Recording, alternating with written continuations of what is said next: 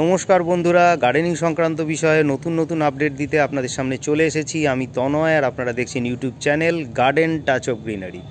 বন্ধুরা, এই ভিডিওটা যে আমি নৈশালোকে করছি সেটা নিশ্চয়ই বুঝতে পারছেন। রাত্রিবেলা ভিডিওটা করা, যেহেতু আজকে কলকাতায় প্রচণ্ড পরিমাণে বৃষ্টি হয়েছে। সকাল থেকে আকাশ মেঘলা ছিল, বেলা থেকে বিকেল অবধি প্রচণ্ড বৃষ্টি হয়েছে। সেই জন্য আমি বেলার দিকে ভিডিও করার সময় পাইনি, সেই জন্য অগত্যা নৈশালোকে করছি। এই কারণে এই মুহূর্তে আমার ছাদে কিন্তু কন্টেন্টের অভাব নেই, প্রচুর পরিমাণে কিন্তু কন্টেন্ট রয়েছে। মানে বুঝতেই পারছেন, প্রচুর পরিমাণে ফলের গাছেতে ফুল ধরে রয়েছে, ফলের গুটি ধরেছে, ফল বড় হচ্ছে।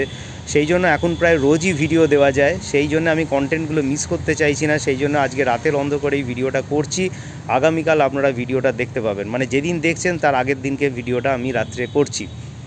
বন্ধুরা, এটা দেখতেই পাচ্ছেন একটা মানে গাছ যাতে প্রচুর পরিমাণে ফুল ধরে রয়েছে। যদিও আপনারা থাম্বনেল দেখে নিশ্চয়ই বুঝে গেছেন যে এটা কী প্রজাতির গাছ, এটা ফুল গাছ না ফলের গাছ। কিন্তু যদি না থাম্বনেল দেখেন, কেউ হঠাৎ সার্চ করতে গিয়ে যদি দেখেন, তাহলে কিন্তু এটা আপনারা ভাববেন, কনফিউশন হবে যে ফুলের গাছ। প্রচুর পরিমাণে সাদা ফুল দেখুন ধরে রয়েছে, আর রাত্রে যেহেতু ফুটেছে সাদা ফুল, প্রচুর পরিমাণে মানে দারুণ গন্ধ। তাই বন্ধুরা, আর কথা না বাড়িয়ে মানে অন্য কথা না বলে সোজাসুজি বলি যে এটা একটা আমার ছাদে যেহেতু দেখছেন, এটা একটা ফলের গাছ, সাইট্রাস প্রজাতির গাছ, লেবু জাতীয় গাছ, এবং এটা একটা মাল্টা প্রজাতির গাছ। এই মাল্টা প্রজাতির গাছের এখন খুবই চাহিদা, সবাই ছাদেতে মাল্টা প্রজাতির গাছ করে, এবং মালটা কিন্তু কোনো রকম টক ভাব হয় না। তা বন্ধুরা, এইটা মিশরীয় মালটা। আমি একটি নার্সারিতে ভিজিট করতে গেছিলাম, তখন আমাকে এটা গিফট করেছিল।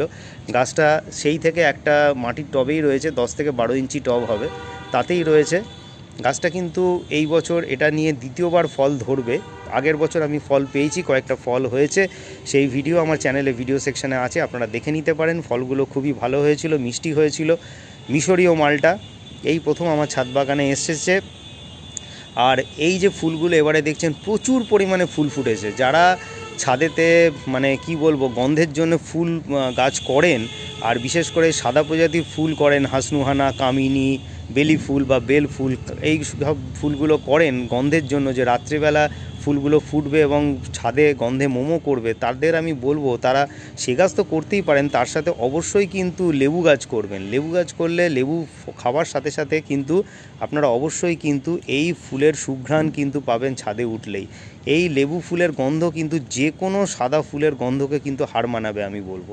দুর্দান্ত গন্ধ, এই মুহূর্তে আমি ভিডিও করছি, দুর্দান্ত গন্ধ, না বললেই নয়, আপনারা নিজেরা করলেও বুঝতে পারবেন। দারুণ গন্ধ বেরোচ্ছে এই মুহূর্তে ছাদেতে, সারা ছাদ মোমো করছে। আর এইগুলো থেকে কিন্তু পলিনেশন হবে। আজকে বৃষ্টিতে পলিনেশনের হয়তো একটু ব্যাঘাত ঘটেছে। আমি চাই না যে বৃষ্টি মানে ফুল ফোটার পরে পলিনেশনের সময় গাছেতে জল স্প্রে করা, কিন্তু যেহেতু এটা প্রাকৃতিক ব্যাপার, বৃষ্টি, এখানে তো আমি আটকাতে পারবো না। সেই জন্য যাই হোক, দেখা যাক কতটা কি পলিনেশন হয়। আর এখানে আমি বায়োভিটা স্প্রে করেছি 15 দিন অন্তর, যাতে গুটিগুলো একটুখানি মজবুত হয়। তার সাথে বোরন মিশিয়ে নিয়েছি, ওয়াটার সলিবল বোরন, বায়োভিটা এক্স। মোটামুটি আপনারা 1 লিটার জলে এটা মেশাবেন, 2 ml, আর তার সাথে অবশ্যই স্টিকার মিশিয়ে নেবেন। এইভাবেই করেছি। আর পাতলা করে সর্ষের খোল পচা তরল সার দিন, এতেই খুব ভালো হবে।